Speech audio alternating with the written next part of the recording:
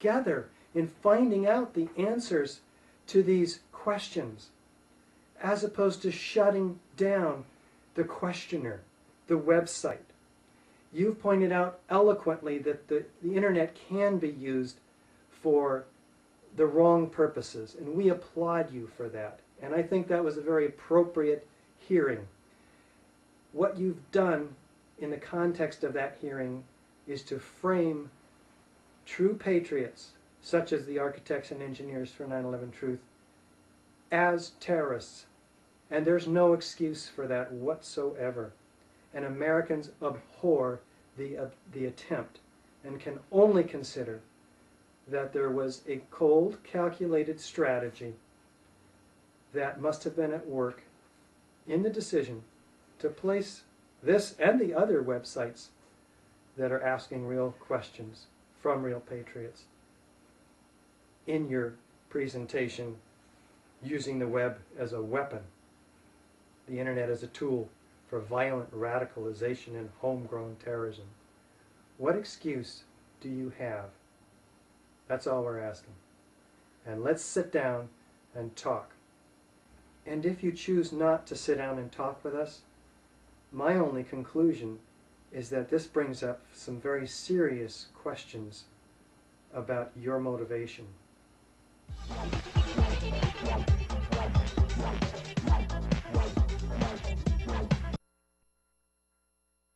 Not only are they demonizing 9/11 Truth, you're a group who is just scientifically not even saying who blew the towers up, or the Building 7. You're just saying, man, ejecting steel 500 feet, turned into dust, blown in little pieces, all the explosives residue. We better investigate this.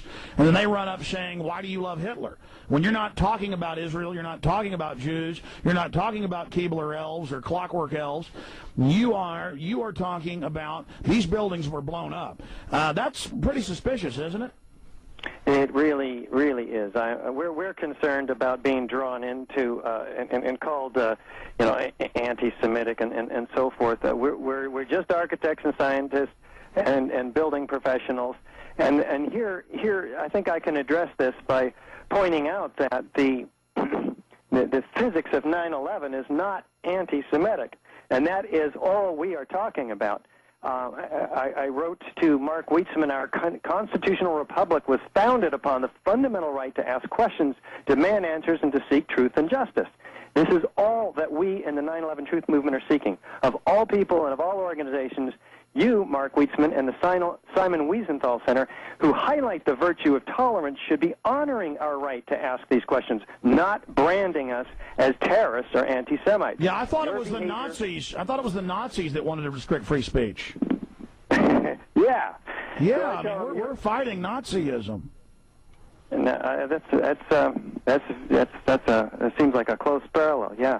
Your behavior, I tell him, reeks of the McCarthyism of the 1950s and is totally unacceptable to me, our members, and all Americans who cherish the First Amendment. Regarding this anti-Semitism noted in your letter, we too abhor bigotry in all its forms and have distanced ourselves from those few in the 9/11 Truth Movement who have engaged in it. Government and others have labored in vain to explain away the massive scientific evidence for controlled demolition left behind in the rubble, the witness testimony, the videos. We at AE 9/11 Truth have simply collected, assembled, and structured it in a way which enables everyone to understand it easily. Simon Wiesenthal was a paragon for seeking the truth, however hard and difficult it might have been. The Simon Wiesenthal Center should be honoring our right to publish technical information and encourage fact-based forensic inquiry into the three largest structural failures in U.S. history, not branding us as inciters of terrorism. Tolerance arises from understanding, and understanding from direct experience. In this light, we'd like to meet with you and your board and staff to present to you the specific concerns documented at AE 9/11 Truth regarding the science of these collapses. We'd like to learn from you what you perceive as so threatening so as to deem it necessary to warn Congress about us. By understanding each other's concerns, we will strengthen our mutual resolve to work toward the creation of a more truthful and tolerant society. And we ask to meet with them, which they have never responded to. Oh, they never do. In the councils of government. We must guard. Yeah, okay. And you see this disclaimer behind me? That's the one that I have at the beginning of my show. I'll bring it to the front here so you can read it. But this is the almost word for word like the wording of the Violent Radicalization and Homegrown Terrorist Prevention Act of 2007. So it's not a joke, folks. They can call me a terrorist just because I'm trying to persuade you of a point of view. Okay, well, in the same line, we've got, here's a headline that should shock you in a way. I hope it does anyway.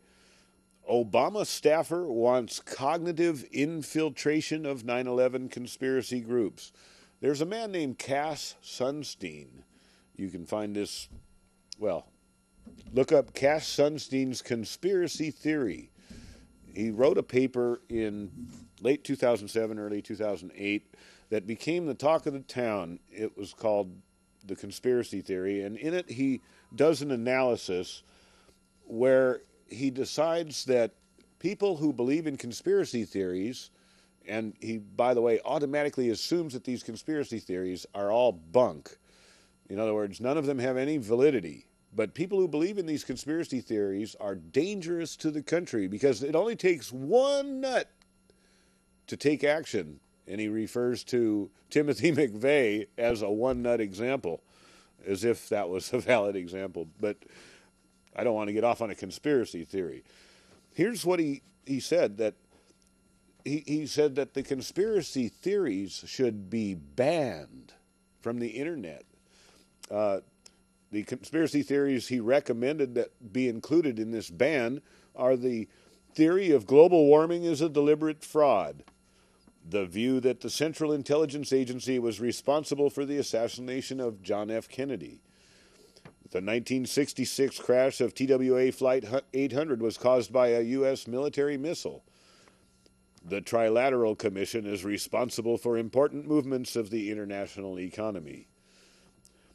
Or how about Martin Luther King was killed by federal agents? And lastly, the moon landing was staged and never actually occurred. And of course, 9/11 was caused by our government. And anyway, by grouping all of these things together, especially the moon landing, which is one of the most ridiculous conspiracy theories, I mean, as far as being one that probably has no validity whatsoever, and group that in with everybody else, thereby, you know, damning them by association. Well, here's what he says that they should do about it. This is Cass Sunstein's own ideas. He says, they suggest a distinctive tactic for breaking up the hardcore of extremists who supply conspiracy theories, cognitive infiltration of extremist groups, whereby government agents or their allies, in other words, the outsourced, privatized government agents, soldiers without any laws or rules, acting either virtually or in real space and either openly or anonymously, will undermine the cripple epistemology of believers by planting doubts about the theories and stylized facts that circulate within such groups, thereby introducing beneficial cognitive diversity. Put into English, what Sunstein is proposing is government infiltration of groups opposing prevailing policy.